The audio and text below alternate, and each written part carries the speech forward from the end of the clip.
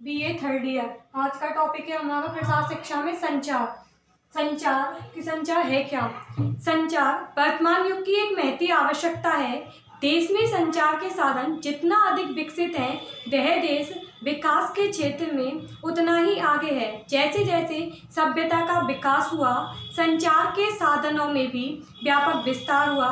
आज संचार के अनेक अत्याधुनिक साधन हैं। चित्रकला, गीत, संगीत, नृत्य तथा इसके अलावा सैटेलाइट, इंटरनेट, कंप्यूटर आदि के माध्यम से संचार कार्य किए जा सकते हैं। संचार अंग्रेजी भाषा के कम्युनिकेशन का हिंदी रूपांतरण है।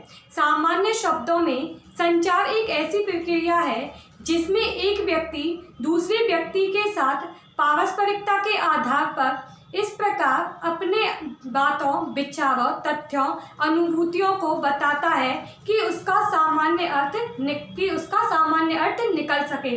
अब आता है संचार की परिभाषा। संचार की परिभाषा जेपी लीलन के अनुसार यह एक ऐसी प्रक्रिया है जिसमें दो या दो से अधिक लोग अपने तथ्यों, विचारों, अनुभूतियों तथा प्रभावों को इस प्रकार से बताते हैं कि उनका सर्वमान्य अर्थ निकल सके। सेकंड आता है सैमन बीवर के अनुसार।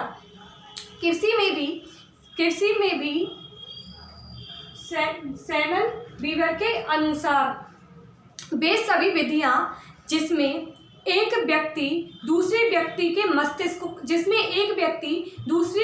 मस्तिष्क को प्रभावित करता है। यह थी सैमन बीवर के अनुसार, जिसमें एक व्यक्ति दूसरे व्यक्ति के मस्तिष्क को प्रभावित करता है। अब आता है कॉलमैन एवं मार्क्स के अनुसार, कृषि में भी शैक्षणिक तथा सक्रिय कार्यक्रम एक संचार है। शैक्षणिक तथा सक्रिय कार्यक्रम को इसने संचार बताया है। थर्ड आता है दुबे एवं सिंह के अनुसार।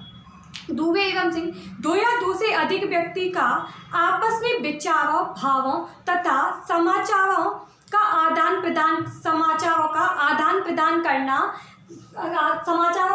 प्रदान करना दुबे एवं सिंह ने संचार की परिभाषा को बताया है।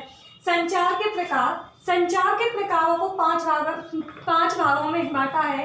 व्यक्तिगत संचार, पारस्परिक संचार, सामूहिक संचार, सामाजिक संचार व जन संचार। जिसमें संचार के प्रकारों में पहला आता है व्यक्तिगत संचार। स्वयं से बातें करना, चिंतन करना, मनन करना, सोचना, विचारना सभी व्यक्तिगत संचार हैं।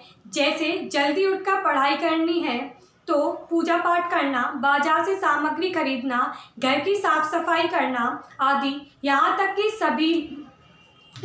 कि कभी कभी दूसरे लोगों से बातें करते करते भी स्वयं व्यक्तित्व में डूब जाते हैं, वह होता है व्यक्तिगत संचार। सेकंड आता है पारस्परिक संचार, यानी दो व्यक्तियों के बीच हुई बातचीत पारस्परिक संचार के अंतर्गत आती है। जब हम एक दूसरे व्यक्ति से बातें करते हैं, उसके अनुभवों को बांटते हैं तथा समस्याओं का समाधान करते हैं तथा कुछ कहते हैं, कुछ सुनते हैं तो वे सभी पारस्परिक संचार कहलाते हैं। जैसे पिता अपने पुत्र की पढ़ाई पर ध्यान देने का निर्देश देता है, पड़ोसियों से, अखबार वालों से, नौकरों से बातें करना, जो कि पारस्परिक संचार के अंतर्गत आते हैं। थर्ड आता है सामूहिक संचार।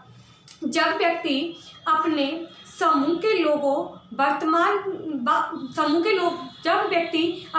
के लोगों के साथ बातचीत करता है तो उसे सामूहिक संचार कहते हैं। जैसे एक समूह के अंतर्गत परिवार आता है जिसमें माता पिता, भाई बहन, चाचा चाची व घर के अन्य सदस्य भी आते हैं। व्यक्ति का दूसरा समूह उसका कार्यस्थल भी होता है, जो कि सामूहिक संचार के अंतर्गत आता है। थर्ड आता है सामाजिक संचार। मनुष्य एक सामाजिक प्राणी है, वह समाज के विभिन्न